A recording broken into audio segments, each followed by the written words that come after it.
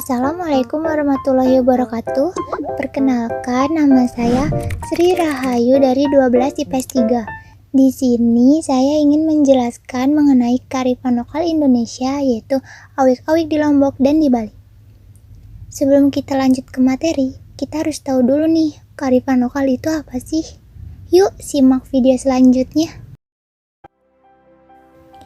Berdasarkan literatur yang berkembang, kearifan lokal berasal dari dua kata, yaitu kearifan atau wisdom dan lokal atau lokal. Lokal artinya setempat, sementara wisdom artinya bijaksana. Jadi, kearifan lokal dapat dikatakan sebagai gagasan atau pandangan yang bersumber dari sebuah tempat yang di dalamnya terdapat sifat bijaksana atau nilai-nilai baik yang tertanam, diyakini, dan dianut oleh suatu masyarakat secara turun-temurun.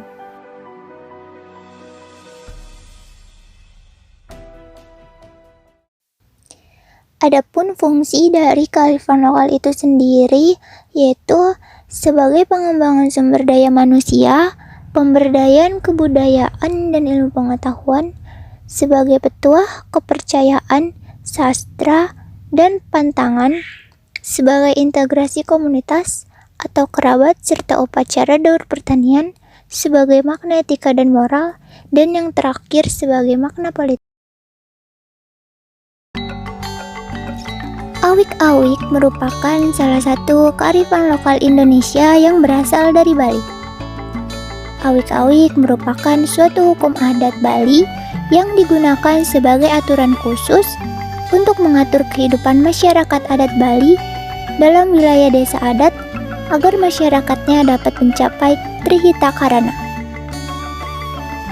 Kata awik berasal dari kata wik yang berarti rusak dan kata awik berarti tidak rusak atau baik. Secara harafiah, awik-awik diartikan sebagai sesuatu yang menjadi baik.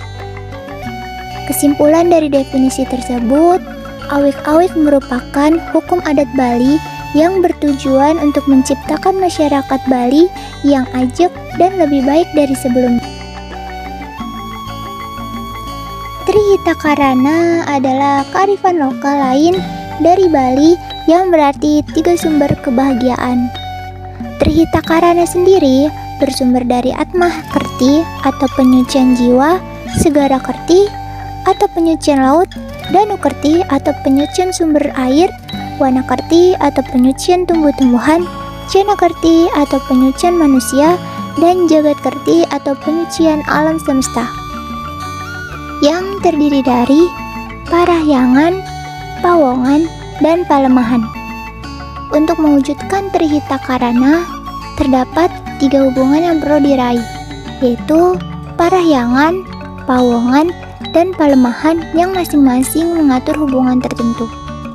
Awik-awik juga merupakan aturan yang dibuat berdasarkan kesepakatan masyarakat untuk mengatur masalah tertentu dengan maksud memelihara ketertiban dan keamanan dalam kehidupan masyarakat. Awik-awik ini mengatur perbuatan yang boleh dan yang dilarang, sanksi, serta orang atau lembaga yang diberi wewenang oleh masyarakat untuk menjatuhkan sanksi. Awik-awik berfungsi untuk mengatur kehidupan masyarakat desa adat guna terciptanya ketertiban, ketentraman, dan kedamaian serta rasa keadilan di dalam masyarakat desa adat. Sehingga awik-awik tersebut sangat ditaati secara turun-temurun oleh krama desa adat di Bali. Orang yang kedapatan melanggar akan diberi sanksi berupa mengaksama atau meminta maaf, dedosaan atau denda uang, kerampang atau disita harta bendanya, kasepakang atau dikucilkan, kaselong atau pengusiran dari desanya, dan upacara prayascita atau ritual pembersihan desa secara spiritual.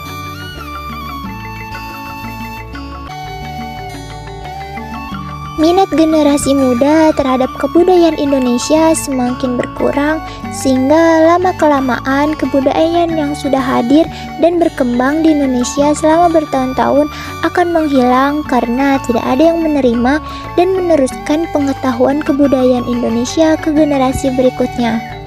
Masuknya pengaruh kebudayaan luar ke Indonesia yang disebabkan dan dimudahkan oleh globalisasi seringkali dijadikan alasan mengapa kebudayaan Indonesia semakin luntur.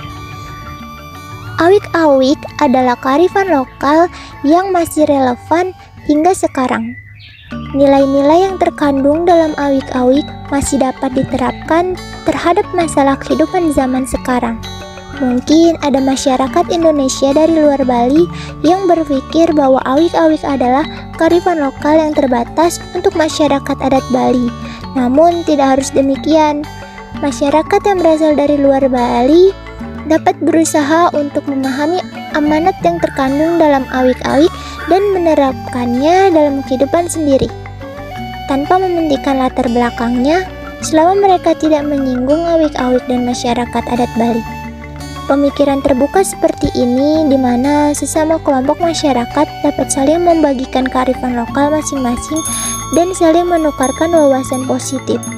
Tentunya dapat mengembangkan kearifan lokal Indonesia secara keseluruhan dan memastikannya tetap terlestarikan.